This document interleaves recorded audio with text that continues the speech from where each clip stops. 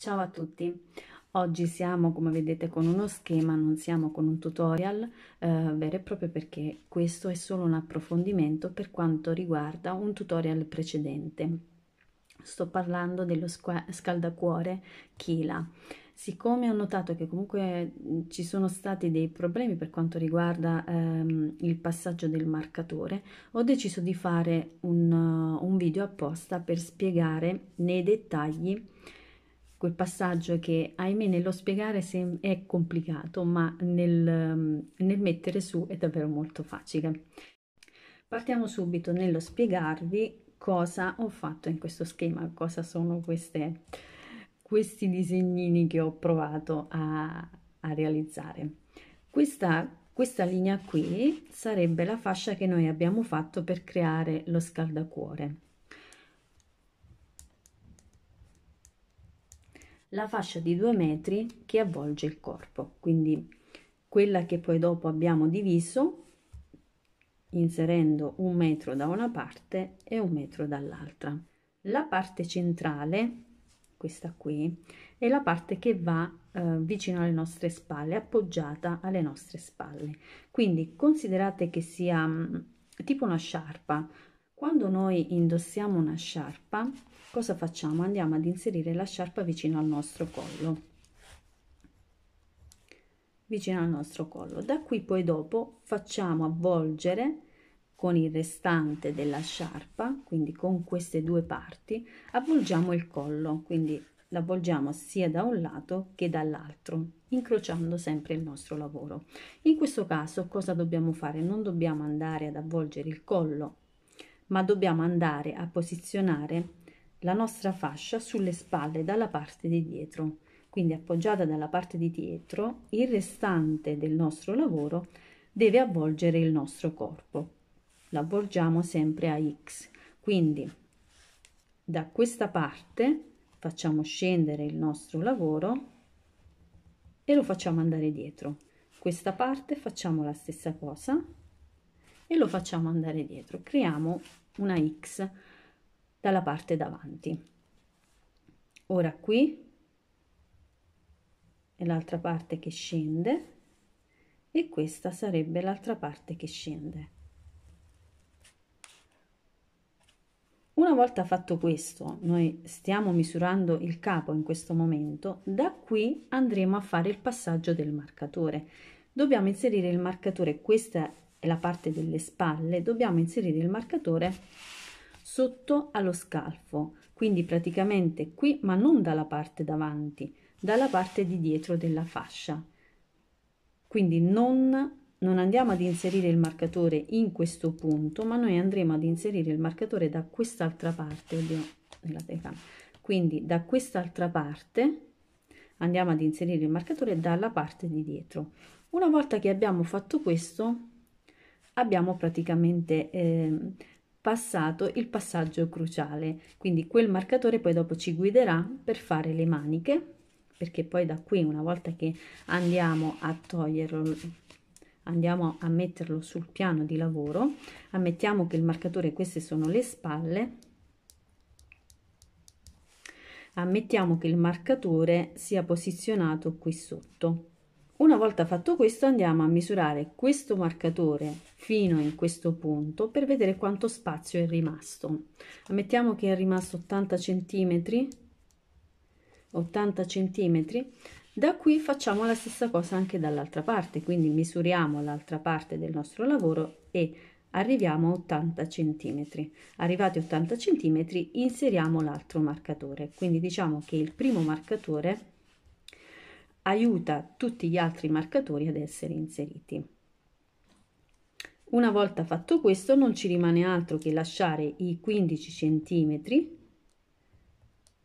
Ricordatevi sempre che queste sono le spalle, quindi se il marcatore è qui non dobbiamo andare verso le spalle, ma dobbiamo andare verso i centimetri che abbiamo lasciato da questo lato. Quindi 15 centimetri e inseriamo l'altro marcatore. Facciamo la stessa cosa anche dall'altra parte.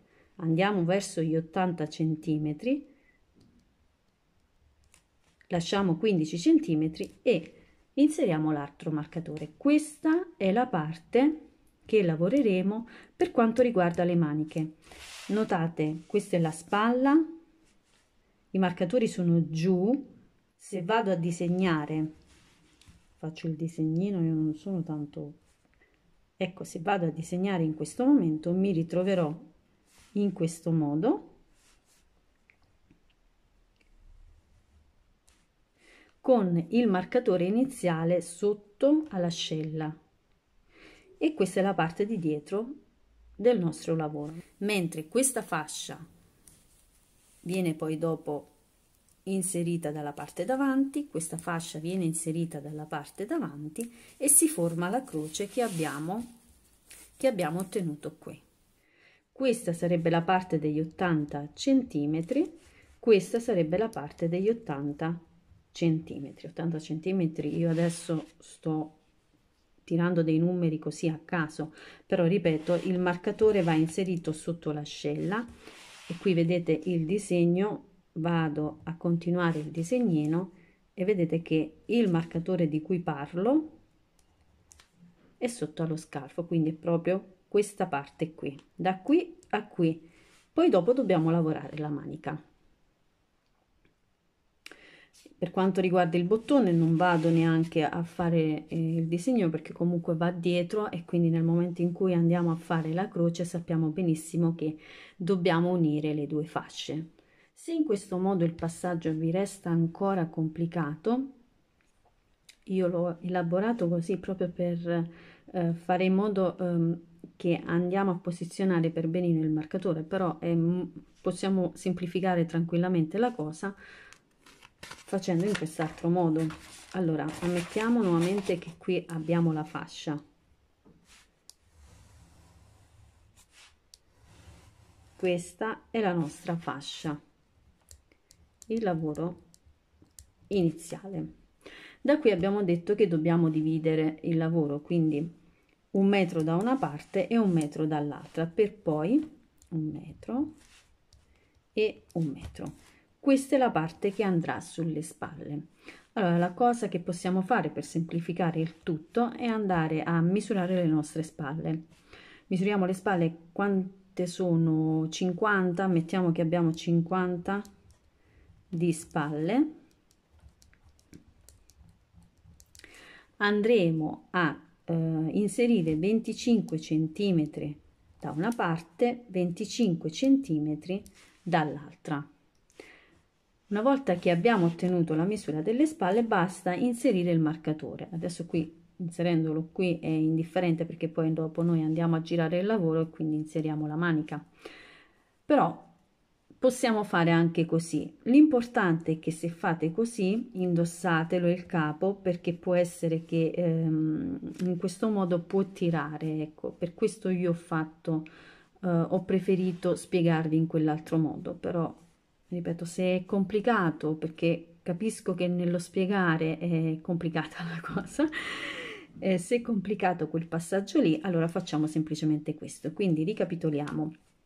Per quanto riguarda questo passaggio, abbiamo la fascia di 2 metri, dividiamo la fascia, facciamo 1 metro e 1 metro, prendiamo i nostri centimetri, le spalle, i centimetri delle nostre spalle, andiamo a dividere anche loro i centimetri, quindi se abbiamo 50 facciamo 25 centimetri dalla parte centrale del nostro lavoro, 25 centimetri dall'altra parte del nostro lavoro.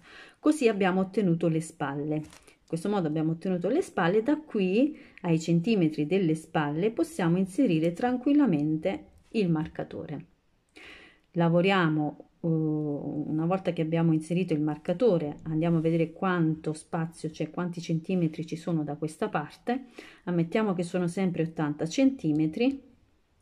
A questo punto andiamo a misurare anche da quest'altro lato per fare in modo di avere gli 80 centimetri come da questa parte, perché magari se dobbiamo spostare leggermente il marcatore lo spostiamo. Quindi 80 centimetri. Con questo procedimento, come vedete, io vi ho fatto già inserire 2 marcatori, proprio perché abbiamo conteggiato le spalle, quindi possiamo inserirli tranquillamente entrambi. Una volta fatto questo, possiamo procedere tranquillamente come vi mostro nel video tutorial, lasciando i 15 centimetri calcolando i 15 centimetri per le maniche, per poi fare altri 15 centimetri di catenelle sotto per creare la circonferenza. 13, 14, 15, adesso dipende, come dico nel video, dipende da voi quanto volete larga la manica. Questo passaggio è più difficile a dirlo che a farlo, mi darete ragione sotto poi nei commenti, se in caso provate a realizzare il capo. Io vi mando un bacione grandissimo, un abbraccio forte forte forte e se ancora avete problemi scrivetemi sempre sotto nei commenti. Un bacione grande e alla prossima!